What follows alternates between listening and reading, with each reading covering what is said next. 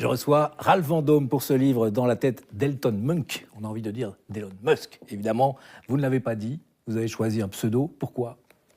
Écoutez, oui, parce que le personnage est basé sur, évidemment, Elon Musk, mais mon personnage, qui s'appelle Elton Musk, comme son illustre modèle, milliardaire, il est milliardaire, il veut, voilà, multimilliardaire, c'est l'homme le plus riche du monde, il veut conquérir l'espace, il a plein de projets, mais dans le livre, c'est aussi un personnage qui a une faille, donc j'ai créé un personnage différent de lui, mais qui lui ressemble. Ouais, pourquoi justement s'intéresser à une faille, c'est-à-dire qu'il a peur de perdre son intelligence et il veut la faire assurer. Oui, c'est ça.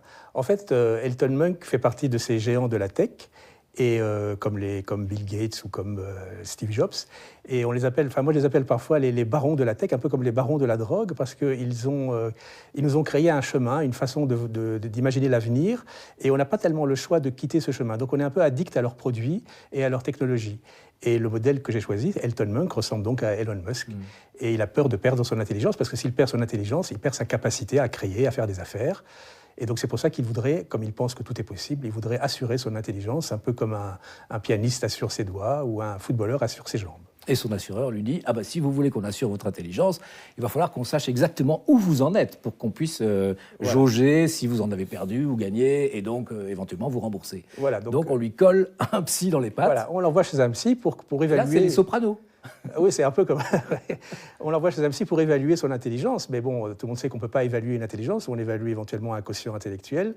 Et donc, le psy, lui, il va lui dire, écoutez, on ne peut pas comme ça évaluer une intelligence, donc il faut que je vous connaisse, et on va discuter ensemble, et on va comprendre qui vous êtes. Et donc, au début, Elton est un petit peu réticent, et puis lentement, il va prendre goût à ses conversations avec son psy, et avancer un peu dans sa vie à lui, comprendre d'où il vient, qui il est, et pourquoi il est devenu ce qu'il est devenu. Voilà, ce qui est intéressant, c'est que vous mêlez dans cette quête chez le psy toute une série d'éléments qui sont des éléments connus, qui sont des éléments avérés de ces derniers mois ou dernières années, et notamment un qui a beaucoup fait parler de lui, c'est le rachat éventuellement du Groenland, mais avec derrière ici une idée qui est tout à fait étonnante, qui ressemble un peu à l'idée de Gaza actuelle de Trump, c'est-à-dire on va mettre tous les réfugiés dans le Groenland et on va dégager tous les réfugiés qui gênent dans les pays où ils sont.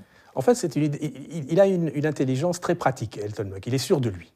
Donc, il est très sûr de lui. Donc, il se dit, il y a deux problèmes dans le monde. Il y a le problème de la migration. Donc, les gens qui viennent du sud du monde, notamment d'Afrique, ils cherchent de la nourriture, ils cherchent du travail. Il n'y en a pas là-bas. Et en même temps, on a le réchauffement climatique un peu partout dans le monde, mais notamment dans le nord. Donc, le Groenland va fondre.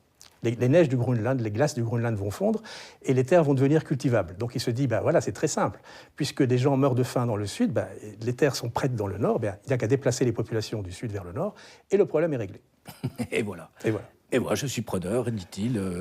Il convoque évidemment le Premier ministre danois, toutes les histoires qu'on a vues ces derniers Absolument. mois. Absolument, mais ça a été écrit avant, donc oui, c'est assez marrant. Oui. Qu'est-ce qui a fait, en fait, le point de départ d'un livre comme celui-là ? C'est justement toute cette actualité récente ?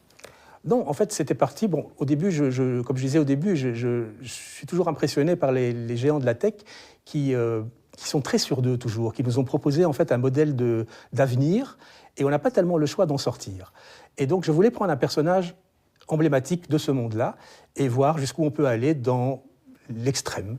Et l'idée de l'intelligence, d'assurer son intelligence, c'est l'idée qui est totalement absurde, mais qui est peut-être possible un jour. Alors, ce que vous dites aussi, c'est quand même que derrière tout ça, il y a des failles que pourrait trouver un psy qui soit un petit peu tenace, par exemple, comme c'est le cas du vôtre, Allen.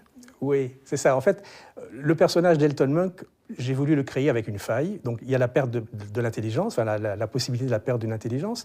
Mais en fait, il y a aussi le retour à l'enfance. Donc, il va essayer le rôle du psy, c'est de le reconnecter un petit peu à son enfance, pour essayer de comprendre pourquoi il a fait les choix qu'il a fait. Et il y a un côté sensible, quand même, je pense, au fur et à mesure qu'on lit le livre, c'est que le personnage devient intéressant, plus profond. Et le psy va commencer à lui démontrer que l'enfance est très importante dans les choix qu'il a fait de sa vie. Que lorsqu'il se promenait sur une plage avec son grand-père la nuit et que son grand-père lui montrait les étoiles et lui inventait des histoires, eh bien c'est peut-être le début de l'idée de la conquête de l'espace. Quelque part, vous finiriez par nous le faire aimer, hein ? Ben oui, écoutez, on m'a déjà dit ça, oui.